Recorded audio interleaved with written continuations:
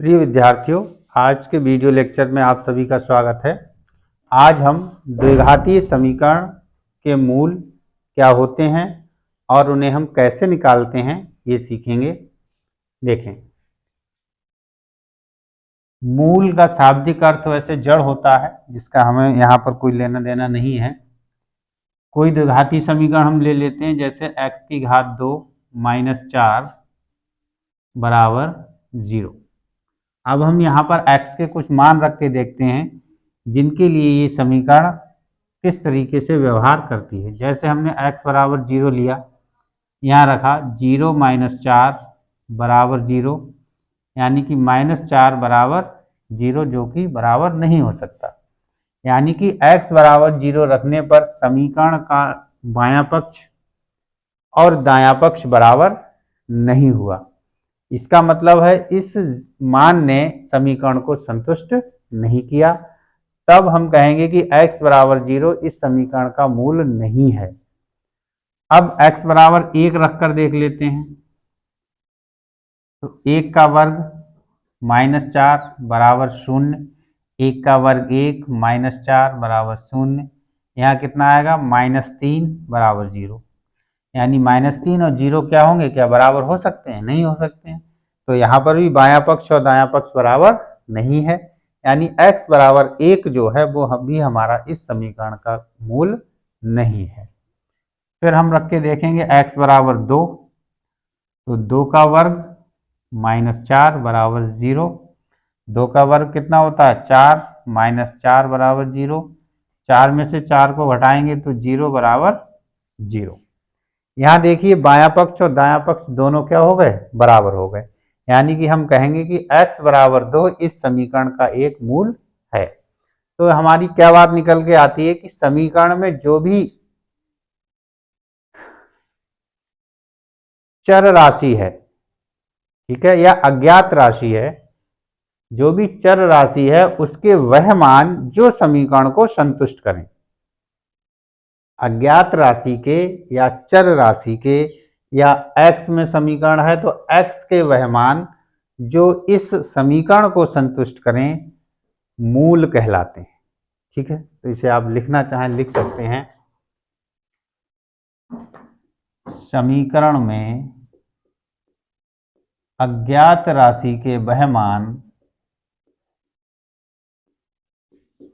अज्ञात राशि के वह मान जो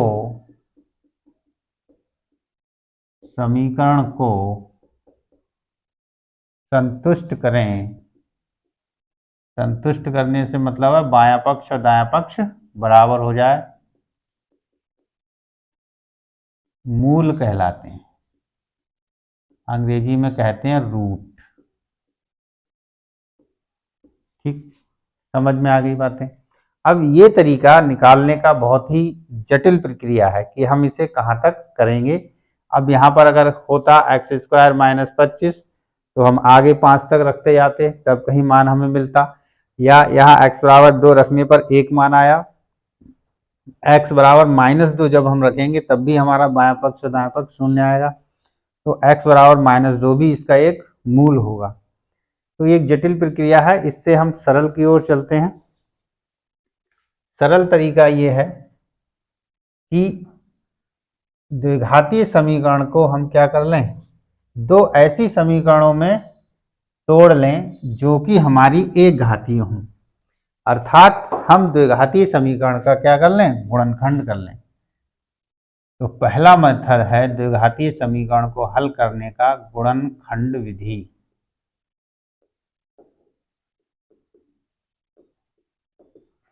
इंग्लिश में बोलते हैं फैक्टर मेथड।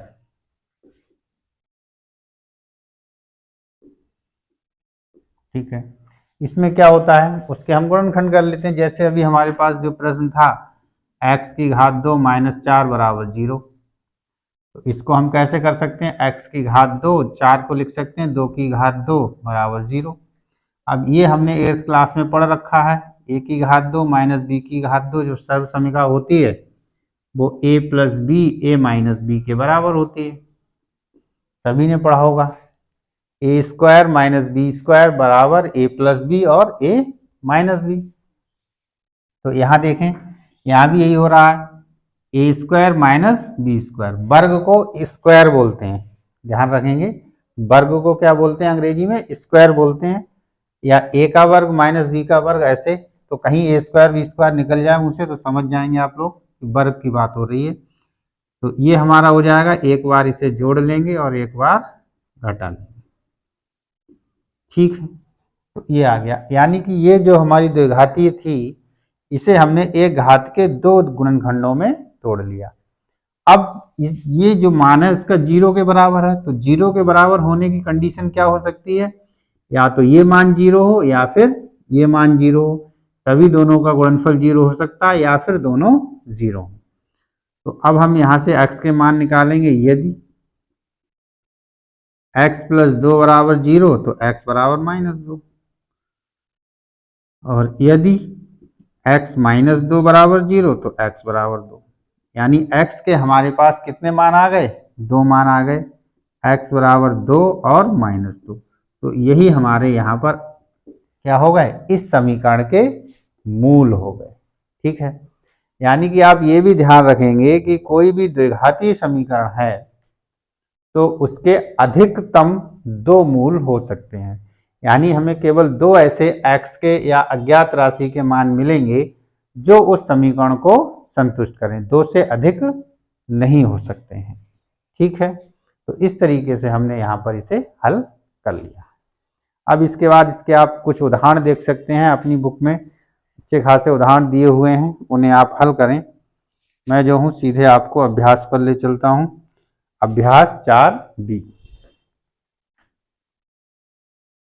देखें। अभ्यास 4B के जो प्रश्नों को देखते हैं तो प्रश्नों को देखने पर पता चलता है ज्यादातर हमारी द्विघातीय समीकरण जो दी हैं वो शुद्ध द्विघातीय समीकरण दी हैं।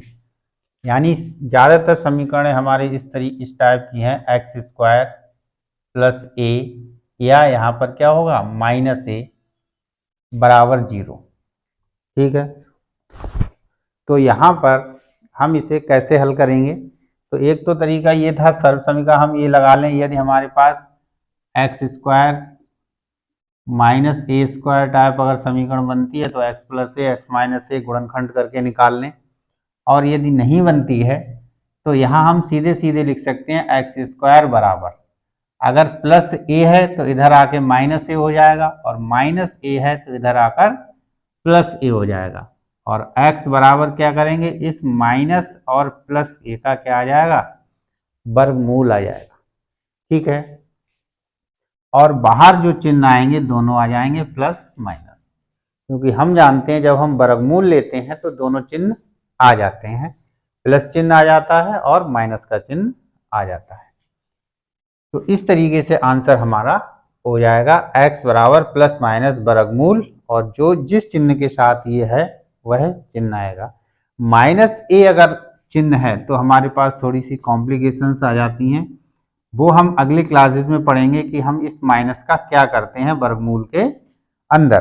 फिलहाल आपकी एक्सरसाइज में ऐसा केस नहीं आने वाला है, ठीक है। सिंपल केस इस टाइप के हैं, तो इस टाइप को हम कैसे हल कर लेंगे, एक्स स्क्वायर बराबर माइनस ए को इधर ले जाएंगे, ए स्क्वायर हो जाएगा, वर्गमूल लेंगे दोनों तरफ तो वर्गमूल ए के वर्ग का वर्गमूल ए हो जाएगा, और दोनों चिन्ह आ जाएंगे प्लस माइनस ए। तो इस टाइप की समीकरणें आपको ज़्यादा मिलेंगी, तो सीधा सीधा आंसर आ जाएगा। यहाँ गुणनखंड करेंगे थोड़ा ज़्यादा होता है, 1-2 स्टेप, हालांकि वो भी बढ़िया तरीका है, उसे हम अगली अभ्यास 4C में प्रयोग करेंगे, ठीक है। तो उम्मीद है समझ में आ गया होगा कि शुद्ध द्विघात समीकरण है तो उसे इस तरीके से हल करना ज़्यादा आसान होता है। देखें प्रश्न संख्या 1, 2 और 3, प्रश्नावली 4B से, एक्स स्क्वायर माइनस 1/9 बराबर 0। ये सारी समीकरणों को अगर हम ध्यान से देखते हैं तो ये हमारी शुद्ध द्विघातीय समीकरणें हैं, यानी कुछ इस तरीके की, एक्स स्क्वायर माइनस ए स्क्वायर बराबर 0, जिसमें x वाला पद नहीं है। तो इसको हम सीधे सीधे हल कर लेते हैं, x की घात 2 बराबर a की घात 2, x बराबर जब इधर से वर्ग हटाते हैं तो वर्गमूल आ जाता है a की घात 2 और चिन्ह दोनों आते हैं प्लस माइनस, यानी x का मान आएगा प्लस माइनस 1 वर्ग का वर्गमूल क्या होता है 1। इस तरीके की ही इसमें सारे क्वेश्चंस हैं जिन्हें हम आसानी से अभी हल करते हैं। देखें प्रश्न संख्या 1, x की घात 2 माइनस 1/9 को राइट हैंड साइड ले आए, 1/9 हो गया। x बराबर निकालेंगे तो 1/9 का वर्गमूल लेंगे हम और दोनों चिन्ह आ जाएंगे प्लस माइनस, तो x बराबर प्लस माइनस 1 का वर्गमूल 1, 9 का वर्गमूल 3। ये आपका यहाँ आंसर हो गया।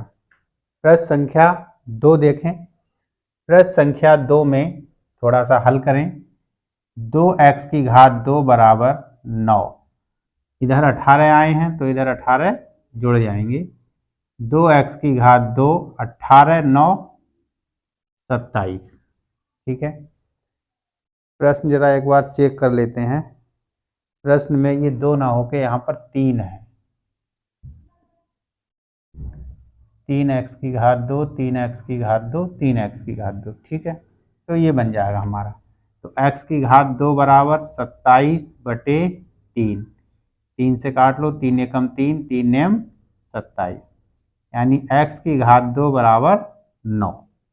तो x की घात 2 बराबर 9, तो x बराबर वर्गमूल 9 और चिन्ह प्लस माइनस, तो x बराबर हमारे पास आ गया प्लस माइनस 9 का वर्गमूल हम जानते हैं कितना होता है 3 होता है। तो यहाँ पर x बराबर कितना मान आ गया प्लस का 3 और माइनस का 3। यही हमारा इस समीकरण का हल है। यहाँ देखें इस प्रश्न में देखें x की घात 2 माइनस 1 बराबर 8, तो x की घात 2 बराबर 8, माइनस 1 को इधर लाएंगे तो प्लस का 1 हो जाएगा। x की घात 2 बराबर 8 और 1 9। तो देखिए अब बिल्कुल यही प्रश्न बन गया। तो यहाँ से x का मान निकालेंगे तब वर्गमूल इधर से वर्ग इधर से हटा तो इधर वर्गमूल आ जाएगा, चिन्ह प्लस माइनस, x बराबर प्लस माइनस 3। ये आपका आंसर हो गया। ठीक है, तो इस तरीके से हमारे ये 3 प्रश्न हो गए। देखते हैं आगे के प्रश्न। देखें प्रश्न संख्या 4। प्रश्न संख्या 4 को थोड़ा हल करते हैं। 3x की घात 2 बराबर 12 प्लस 36, माइनस के 36 इधर आगे प्लस के, तो 3x की घात 2 बराबर, जोड़ लो 6 और 2 8, 3 और 1 4, तो x की घात 2 बराबर 48/3, 3 एकम 3 ये होगा, 3 एकम 3, 3 छक 18, यानी x की घात 2 बराबर 16। अब यहाँ से x का मान निकालना है तो वर्ग हम हटा देंगे, इधर वर्गमूल आ जाएगा, दोनों चिन्ह प्लस माइनस, x बराबर प्लस माइनस 16 का वर्गमूल 4। ठीक है, तो इस तरीके से ये हमें x का मान मिल गया यहाँ पर +4 और -4।